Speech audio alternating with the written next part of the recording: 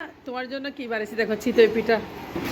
আমার খুব পছন্দের। তো শীতের সকাল, শীত শুরু হয়ে গেছে, চিতই পিঠা শুরু দেখুন কত সুন্দর, মাশাআল্লাহ মাশাআল্লাহ। তো কত সুন্দর শীতের পিঠা। একদম পিছনে একটু লাল লাল করছি, কে দেখো কেমন হয়েছে। তো গাইস আজকে চিতই পিঠা বানাবো, দেখেন সকাল সকাল উঠে চিতই পিঠা বানাতে চলে আসলাম। তো কার কার পছন্দ অবশ্যই জানাবেন। চিতই পিঠা বানানোর জন্য আমি এখানে সকালে ঘুম থেকে উঠে এক কাপ পরিমতো চাল, মানে 250 গ্রাম চাল আর 1 কাপ পরিমতো ভাত ভালোভাবে 1 ঘন্টা ভিজা দিয়ে রাখছি। তো চাল এবং ভাত ভালোভাবে ধুয়ে নিচ্ছি। তো চিতই পিঠা আসলে হঠাৎ করে খেতে ইচ্ছা করতেছে, আমার হাজব্যান্ডে খুব বেশি পছন্দ করে। তো দেখেন চালটা ভালোভাবে ধুয়ে নিচ্ছি, সাথে ভাতও দিয়েছি 1 কাপ। তো 1 ঘন্টা পরের মতো আমি ভিজা দিয়ে রেখেছি, ভিজা দিলে আসলে চালটা একটু নরম হয়ে যায়। তো এখন এক্ষেত্রে আমি চালটা ভাত সহ ব্লেন্ডার জারে একটা ব্লেন্ড করে নিয়েছি। তো ব্লেন্ড করে আমি একটা বাটিতে নিয়েছি, দেখতে পাচ্ছেন। খুব মিহি করে বাটি নাই, আমি আস্ত একটু চাল ছিল, যেহেতু চিতই পিঠা আস্তে একটু চাল থাকলে খুব বেশি ভালো লাগে। যারা নতুন তাদের জন্য আজকে রেসিপিটা। চিতই পিঠার ব্যাটারটা আমি রেডি করতেছি। দিয়েছি বেকিং পাউডার আর কর্নফ্লাওয়ার। বেকিং পাউডার আর কর্নফ্লাওয়ার দিয়ে আসলে করলে খুব তাড়াতাড়ি হয়ে যায়। তো দিয়েছি লবণ, লবণ দিয়েছি প্রথম আমি দেখেন 1 টেবিল চামচ পর্যন্ত লবণ। লবণটা আসলে কম বেশি বেশি দিলে খাওয়া যায় না। দিয়েছি এখানে 2 টেবিল চামচ পরিমাণ মতো এখানে ময়দা। তো সাথে ময়দা দিচ্ছি আর ময়দাও মিক্স করে দিচ্ছি যেন নাস্তাটা খুব ফ্লাফি, খুব সফট হয়, খেতেও ভালো লাগে। তো দিয়েছি এখানে কর্নফ্লাওয়ার 1 টেবিল চামচ পরিমাণ মতো। তো দিয়েছি এখানে বেকিং পাউডার। বেকিং পাউডার আমি প্রথমে বেকিং পাউডার দিছি, তারপর কর্নফ্লাওয়ারটা দিয়ে দিচ্ছি। তো কর্নফ্লাওয়ারটা 2 টেবিল চামচ দিলাম, যেহেতু একটু নাস্তাটা মানে একটু মুচমুচে হওয়ার জন্য। আসলে চিতই পিঠা আসলে একটু মুচমুচে হলেও ভালো লাগে, বেশি নরম হলে খেতে ইচ্ছা করে না। তো সব কিছুতেই আমি একদম ভালোভাবে একদম মিশিয়ে নিচ্ছি।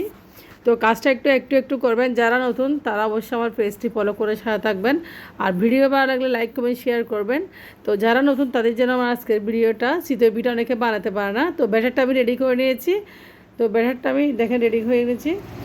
এখন আমি একটা করে চিতই পিঠা বানিয়ে নেবো। দেখেন প্রথমে খোলাটা আমি মুছে নিয়েছি একটা কাপড় দিয়ে, একটা বানিয়ে নিচ্ছি। তো এভাবে প্রত্যেকটা পিঠা আমি বানিয়ে নেবো, খুব সুন্দর করে পিঠাগুলো হয়ে যাবে। তো একটা পিঠা আমি দেখেন ঢাকনা দিয়ে রেখে দিয়েছি, একটা পিঠা হয়ে গেছে মাশাআল্লাহ, খুব সুন্দর পিঠা।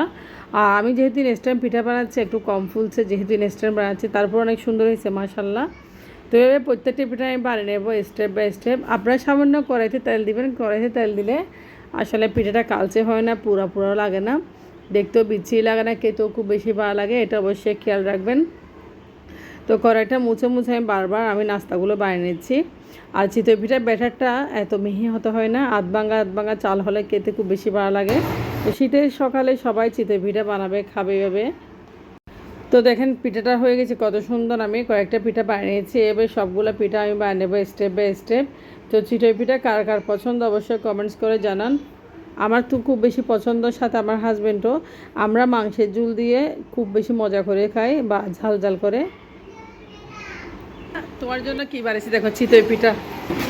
আমার খুব পছন্দের। তো শীতের সকাল, শীত শুরু হয়ে গেছে, চিতই পিঠা শুরু দেখুন কত সুন্দর, মাশাআল্লাহ মাশাআল্লাহ। তো কত সুন্দর শীতের পিঠা। একদম পিছনে একটু লাল লাল করছি, কে দেখো কেমন হয়েছে। তো চিতই পিঠাগুলো বানানো হয়ে গেছে, কেমন হয়েছে অবশ্যই আপনারা জানাবেন, কমেন্টস করবেন। আপনারা যারা নতুন তারা রেসিপিটা ফলো করে অবশ্যই একদম চটজলদি চিতই পিঠা বানিয়ে ফেলবেন। তো আজকের ভিডিওটা একটু পর্যন্ত, আপনারা অবশ্যই ভালো থাকবেন। আল্লাহ হাফেজ, আসসালামু আলাইকুম।